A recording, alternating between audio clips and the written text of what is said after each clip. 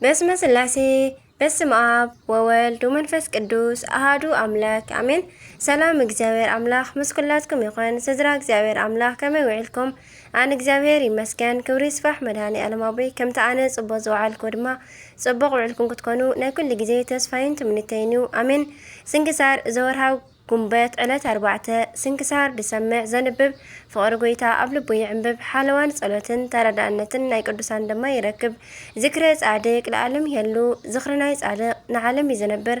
ካብ ኩሉ ክፉእ ዘበለ ክትድሕኑ ንቅዱሳን ጻድቃን ተማሕፀኑ አሜን። በስመ አብ ወወልድ ወመንፈስ ቅዱስ አሃዱ አምላክ አሜን።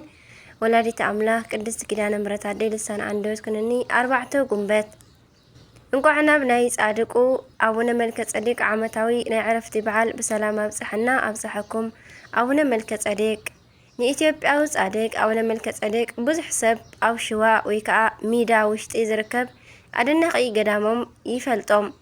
እዚ ገዳም ብዕድመ ጸገብ ወይ ከዓ ዛፎች በኣግራብ ዝወቀበ ካብ ምዃኑ ሓሊፉ ብናይ ጻድቅ አቡነ መልከ ጸዲቅ ቃል ኪዳን ምኽንያት ኣብቲ ቦታ ዝቕበር ኩሉ ኣካሉ ኣይፈርስን ኣይምሽምሽን ድማ። ናይዞም ጻድቅ ዜና ህይወቶም ከመይ እዩ እንተበሉ አቡነ መልከ ጸዲቅ ኣብ ናይ ሽዋ ነገስታት ዘመን ነበሩ። ንንጉስ ዓምደ ጽዮን ናይ ቀረባ ዘመዱ እዩ። ናይ ጻድቅ ወለዲ ፍሬ ጽዮንን ዓመተ ማርያምን ይበሃሉ ወለዶም ማለት ነው። አቡነ መልከ ጸዲቅ ፍሬ ጽዮንን ዓመተ ማርያምን ይበሃሉ። አቡነ መልከ ጸዲቅ ገና ኣብ ህፃንነቶም ናይ ስርዓተ መንግስቲ ኣጽኒዖም እዮም። ድሕሪኡ ናብ መምህር ኣትዮም ብሉይ ኪዳንን ሓዲስ ኪዳንን ተማሂሮም ምስ ወድኡ ነዚ ዓለም ንዒቆም ካብ ኣከባቢ ቤተ መንግስቶም ጠፊኦም ናብ አቡነ ኣሮን መንክራዊ ከይዶም ምንኩስና ተቐበሉ። እዚ ነገር ኣብ ቤተ መንግስቲ ኣከባቢ ምስ ተሰምዐ ወለዱ ኣልቀሱ። አቡነ ኣሮን ከዓ ተኸሲሶም ነበሩ። እዚ ግን ብእግዚአብሔር ፍቃድ ስለ ዝነበረ ንአቡነ መልከ ጸዲቅ መልአክ እንዳመርሐ ኣምፂኡ ሕጂ ገዳሞም ኣብ ዘሎ ሽዋ ወይ ከዓ ሚዳ ኣብጽሖም። ኣብኡ ከዓ ንእሽቶ በዓቲ ሰሪሖም ንዘመናት ብተጋድሎ ነበሩ። እታ በዓቲ ከዓ ደብረ መድሓኒት ትበሃል። እዞም ጻድቅ ካብ ጾሙን ጸሎቶምን ብዝተረፈ ዓርቢ ናይ ጎይታናን ኣምላኽናን መድሓኒናን ኢየሱስ ክርስቶስ ሕማማት ብምዝካር ዝባኖም 300 ግዜ ይገርፉ። ንደቂ መዛሙርቶም ከዓ ግረፉኒ ይብሉ ነበሩ። ሓደ ግዜ ከዓ ኢዶምን እግሮምን ብዓበይቲ ሽንካራት ሸንኪሮም ደሞም ክፈስስ ተረኽበ። ኣብ መጨረሽታ አቡነ መልከ ጸዲቅ ንጎይታናን ኣምላኽናን መድሓኒናን ኢየሱስ ክርስቶስ ኢትዮጵያ መሓረለይ በልዎ። ጎይታ ከዓ መለሰ፣ ብስምካ ንዝኣመነ ብቓል ኪዳንካ ንዝተማሕፀነ ንገዳምካ ዝተሳለመ ክምሕረልካ እየ በሎም። ጻድቁ አቡነ መልከ ጸዲቅ ከዓ ብዙሕ ተኣምራት ሰሪሖም በዛ መዓልቲ እዚኣ ኣዕረፉ። አቡነ ኣምሃ ኢየሱስ ከዓ ብኽብሪ ገኒዞም ኣብ ውሽጢ በዓቶም ቀበርዎም። ኣምላኽና እግዚአብሔር ካብ ናይ ጻድቁ አቡነ መልከ ጸዲቅ በረከት ይኽፈለና፣ ጸሎቶም ድማ ይርድአና። ከምቲ ብስሞም ዝተማሕፀነ ክምሕረልካ እየ ዝበልና ኣምላክ ኣባ መልከ ጸዲቅ መሓረና ንብል ንምሕፀኖም በረከተ ምሕደረና። ጉንበት 4 ዝኽበር ዓመታዊ ናይ ቅዱሳን በዓላት አቡነ መልከ ጸዲቅ ካህን፣ ኢትዮጵያዊ ጻድቅ ኣባ ዮሃንስ ሊቀ ጳጳሳት፣ ቅዱሳን ሶሲማና ሮዳ ሰማዕታት ናይ ዓብይ ፊቅጦር ተኸተልቲ ዝነበሩ። ወርሓዊ በዓላት ድማ ቅዱስ ዮሃንስ ወልደ ነጎድጓድ ወንጌላዊ፣ ቅዱስ እንድርያስ ሐዋርያ፣ ቅድስቲ ሶፊያ ሰማዕት፣ ቅዱስ ዮሃንስ ዘሃራቅሊ ሰማዕት። ኣብ ማእከልኩም ዝጸበቦ እንተሎ ይጸልይ፣ ሕጉስ እንተሎ ይዘምር። ኣብ ማእከልኩም ዝሓመመ እንተሎ ንመራሕቲ ቤተ ክርስቲያን ይጸውዕ። ንሳቶም ከዓ ብስም ጎይታ ብዘይቲ እናቐብኡ ይጸልዩሉ። እታ ብእምነት ዝተረኸበት ጸሎት ድማ ነቲ ሕሙም ከተሕውዮ እያ። ጎይታ እውን ከተንስኦ እዩ። ሓጢኣት ገይሩ እንተኾይኑ እውን ክሕደገሉ እዩ። እምበኣርሲ ምእንቲ ክትሓውዩ ንሓድሕድኩም ሓጢኣትኩም ተናዘዙ። ምእንቲ ንሓድሕድኩም እውን ጸልዩ። ጸሎት ጻድቅ ብግብራ ብዙሕ ተስልጥ እያ ይብል ራእይ ያዕቆብ ምዕራፍ 5 ራእይ ማለት ይቕረታ ራእይ ምዕራፍ 5 ፍቕዲ 13 ማለት በረከቶም ናይ ዕለት 4 ጉንበት ዝነበሩ ቅዱሳን በረከቶም ማሕደረና። ናይ አቡነ መልከ ጸዲቅን ናይ ኩሎም ቅዱሳን ወርሓውን ዓመታውን በረከቶም ማሕደረና አሜን።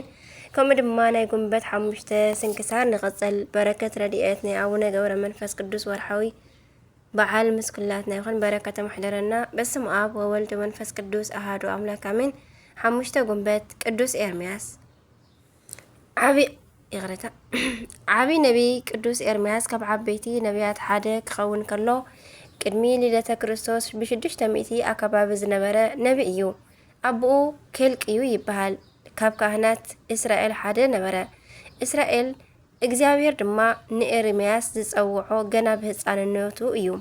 ካብ ናይ ኣደኻ ማህፀን ከይወፀኻ መረፅኩኻ ቀደስኩኻ ኢሉ እውን ብግሃዲ መስከረሉ። ኤርምያስ ምዕራፍ 1 ፍቕዲ 5 ንረኽቦ። ካብ ቅዱሳን ነቢያት ከም ኤርምያስ ዝተሳቀየን ዝበኸየን የለን። ካብ 7 ዘመናት ንላዕሊ ስለ ወገኑ ስለ ዝበኸየ ሊቃውንቱ ነቢየ ብካይ በዓል ንምዓት ነቢ ይብልዎ። እቲ ዘመን ዘመነ ሓጢያት ዘመነ ዓጸባ ነበረ። እስራኤላውያን ምስ መራሕቶም ምስ በዓል ሴዴቅያስ ብኽፍኣት ተሓባቢሮም ይነበሩ እሞ ንኤርምያስ ኣይሰምዕዎምን። ካብዚ ሓሊፎም ደኣ ኣብ ውሽጢ ክፉእ ቦታ ኣሲሮም ኣሰቃይዎ እምበር። እግዚአብሔር ግን ብኢትዮጵያዊ አቤሜሌክ ገይሩ ካብ መከራው ኣድሓኖ። ዝተሰበኸሎም ናይ ንስሓ ጻውዒት ስለ ዘይሰምዑ ስልምና ጦር ዝበሃል ናይ ኣህዛብ ንጉስ መጺኡ ነቶም 10 ነገድ ማሪኹ ብ722 ኣሶር ወይ ከዓ ነነዌ ኣውረዶም። ድሕሪኡ ከዓ ብሓያልነቱ ዝተፈጥረ ናይ ባቢሎን ንጉስ ምእንቲ ክማርኾም ናብቶም 2 ነገድ ኢየሩሳሌም በጽሐ። ኤርምያስ ግን ናብቲ ዳር ወፂኡ ስለ ኢየሩሳሌምን ስለ እግዚአብሔር ቤተ መቅደስን አልቀሰ በኸያ። ናብ ቤተ መቅደስ ንዋያት ፍርቁ ንምድሪ ሓደራ ሃባ እሞ ሓባኣቶ።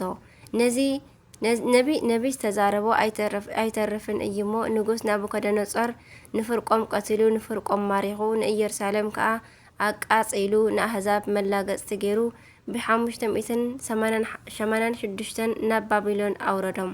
ንቅዱስ ኤርምያስ ግን ትሩፋት ካብ መከራ ዝተረፉ ሒዞሞ ናብ ግብጺ ወረዱ እምበር ኣይተማረኸን። ኣብኡ ከዓ ተኣምራት ገይሩ ንኣራዊት ኣጥፍኦም። ቁሩብ ጸኒሑ ግን ሓቀኛ ኣቦ ነቢ መምህርን ስለ ዝኾነ ናብ ህዝቡ ናብ ባቢሎን ወረደ። ኣብኡ ከዓ ትንቢት እንዳተዛረበ ነቶም ህዝቡ ከዓ ድሕሪ 70 ዓመታት ናብ ሃገሮም ንኽምለሱ እንዳምሃሮም ኣብ ባቢሎን ጸንሐ። ብዘይ በደሉ ከዓ ካብ መከራኦም ተኻፋሊ ኮነ። 70 ዘመን ምስ ተፈጸመ እግዚአብሔር ከም ቃል ኪዳኑ ብኤርምያስ መራሒነት ንእስራኤላውያን ኢየሩሳሌም ተመልሱ ናብ ቤቶም ናብ ዓዶም ማለት እዩ። ሕጂ እውን ክፍኣቶም ክገድፉ ፈቃደኛታት ስለ ዘይነበሩ ኤርምያስ ገሰጾም። በዚ ተበሳጭዮም ክወግርዎ ወይ ከዓኒ ክቅጥቅጥዎ ክሃርምዎ ክብሉ ጸጋ በዚሕሉ ምስጢር ሰፊሕሉ ስለ ዝነበረ ስጋዌ ስለ ናይ ክርስቶስ ናይ ምድሓን ስራሕ ኣምሊኡን ኣጉሊሑን ትንቢት ተዛረበ። ንሶም ግን ልቦናኦም ዓዊሮም ስለ ዝነበሩ ኤርምያስ እዩ ኢሎም እምኒ ኣብ ልዕሊ እምኒ ክሃርምዎ ወዓሉ። ጸኒሑ ግን ኤርምያስ ንነብሱ ገለጸሎም። ስለኦም ክብል 70 ዘመን ዝበኸየን ካልኣይ ዘይብሉ ኣቦኦም ቀጥቂጦም ቀተልዎ። ዓብይ ነቢይ ቅዱስ ኤርምያስ 52 ምዕራፋት ዘለዎ ሓረገ ትንቢት ተዛረበ ጸሓፈ። ዜና ህይወቱ ካብ ናይ ባዕሉ ካብ ናይ ትንቢቱ መጽሓፍ ብተወሳኺ ዝተረፈ ኤርምያስ ኣብ መጽሓፍ ባሮክ ኣብ ገድለ ኤርምያስ ኣብ ዜና ብፁዓን ኣብ መጽሓፈ ስንክሳር እውን ተጻሒፉ ኣሎ። ሕያዋይ እግዚአብሔር ብናይ ኣቦና ኤርምያስ ኣማላድነት ሃገርና ካብ ጥፍኣት ህዝባ ካብ ስደትን ካብ መቕሰፍትን ይሰውረና አሜን። በረከት ናይ ቅዱስ ነቢይ እግዚአብሔር ቅዱስ ኤርምያስ ምስክላትና ይኹን አሜን። ጉንበት 5 ዝኽበሩ ዓመታዊ ናይ ቅዱሳን በዓላት ቅዱስ ኤርምያስ ነቢይ ካብቶም ዓበይቲ ነቢያት ሓደ ዝኾነ። ወርሓዊ በዓላት ድማ ቅዱስ ጴጥሮስ ሊቀ ሐዋርያት፣ ቅዱስ ጳውሎስ ሐዋርያ፣ አቡነ ገብረ መንፈስ ቅዱስ፣ ቅዱስ ዮሐኒ ኢትዮጵያዊ፣ ቅዱስ አሞኒ ዘናሒሶ። በረከቶም ይሕደረና። ናይ ዕለት 5 ስንክሳር ኣብዚ ይፍጸም አሜን። ናይ ዕለት 6 ስንክሳር ድማ ንቕጽል። በስመ አብ ወወልድ መንፈስ ቅዱስ አሐዱ አምላክ አሜን። ጉንበት 6 ዝኽበሩ ዓመታዊ ናይ ቅዱሳን በዓላት አባ መቃርስ ካልእ። እዞም ቅዱስ መቃሬም እውን ይበሃሉ እዮም። ትርጉሙ ብሰለስቲኡ መንገዲ ኣይልወጥን እዩ። ምክንያቱ ስርወ ቃሉ ብናይ ዮናኒ ልሳን ብፁዕ ንኡድ ክቡር ማለት እዩ። ካብ ስሙ ቀፂሉ ካልእ ወይ ከዓ ካልኣይ ይበሃሉ እዮም። ሓደ ግዜ ከዓ እስክንድርያዊ እንዳተባሃለ ይጽዋዕ እዩ።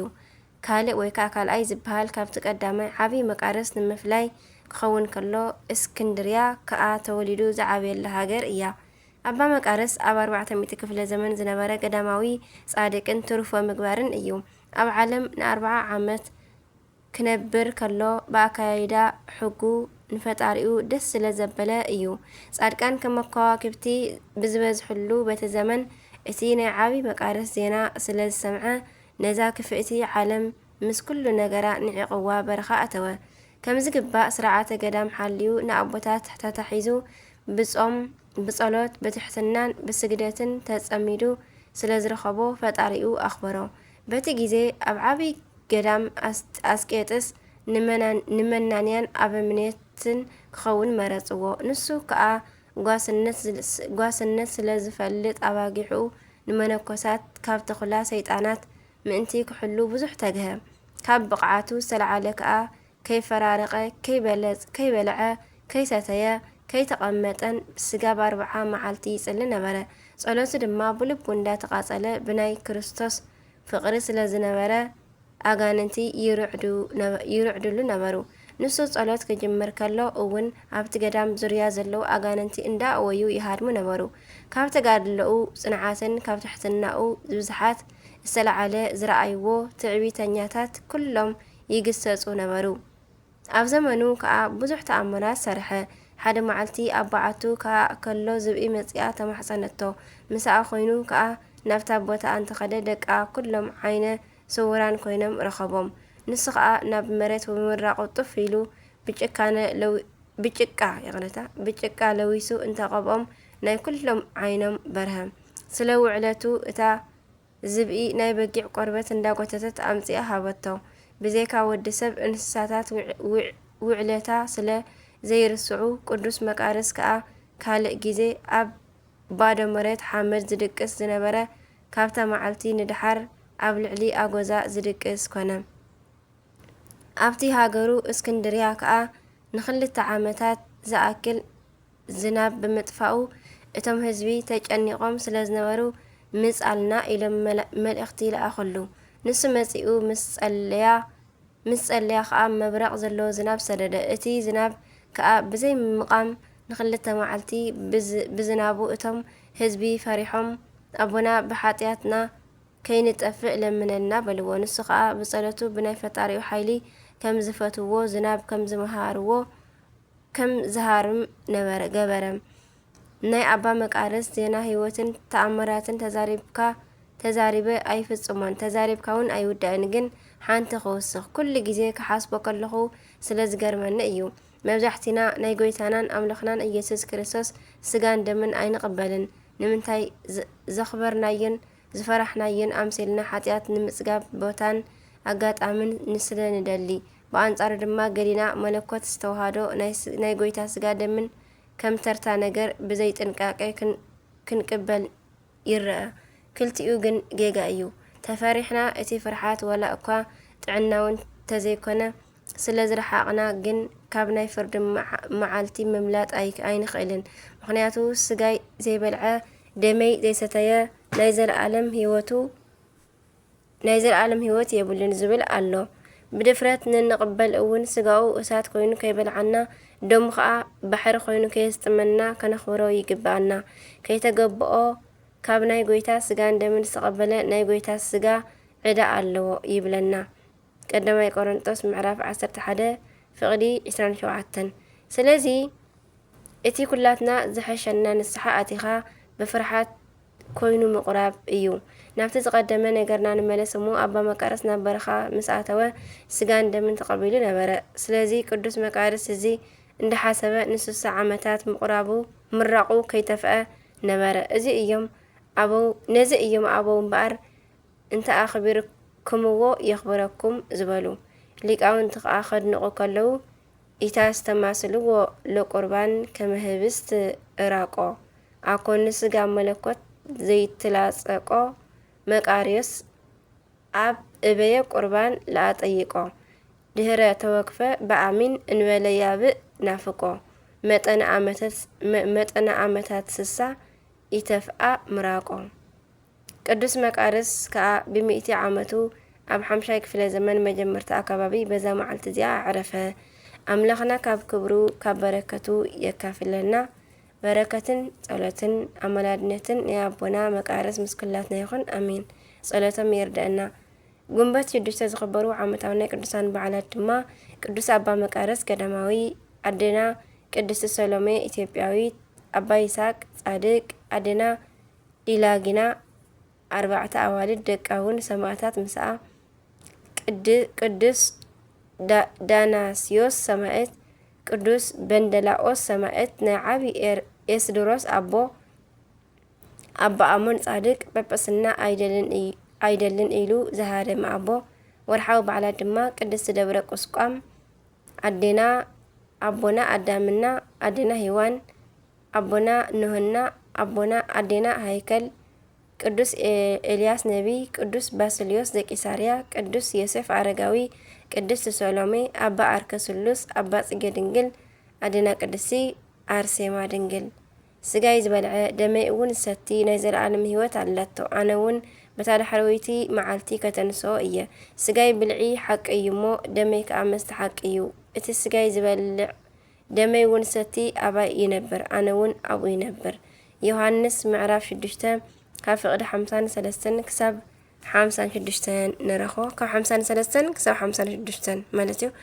በረከቶም ናይ ኩሎም ቅዱሳና ምስ ኩላትና ይኹን ኣሜን። ዝወደቐ ዝነጠበ ኩሉ ድማ ብኣፈ ቅዱሳን ትጓ መላእክቲ ዝተጋግኽዎ ብኣፍ ቅዱሳን መላእክቲ ተኣርመለይ ኣሜን። ስንክሳር ድሰምዕ ዘንብብ ፍቕሪ ጎይታ ኣብ ልቡ ይዕንብብ። ሓለዋን ጸሎትን ተረድአነትን ናይ ቅዱሳን ድማ ይረክብ ኣሜን ኣሜን። ናይ ኩሎም ቅዱሳን በረከተ ማሕደረና ኣሜን። አቡነ ዘበሰማያት ይትቀደስ ስምከ ትምጻእ መንግሥትከ ወይኩን ፈቃድከ በከመ በሰማይ ከማሁ በምድር ሲሳይነ ዘለለ ዕለትና ሀበኒ ወህድግ ለነ አበሳነ ወጌጋየነ ከመ ንሕነኒ ንህድግ ለዘአበሰረነ ኢታብአነ ጊዜ ውስጥ መንሶት አላትነ ወባልሃንም ኩሎኩ እስመ ዚአኪ እቲ መንግስት ኃይሉ ስብሐት ለዓለም ዓለም አሜን።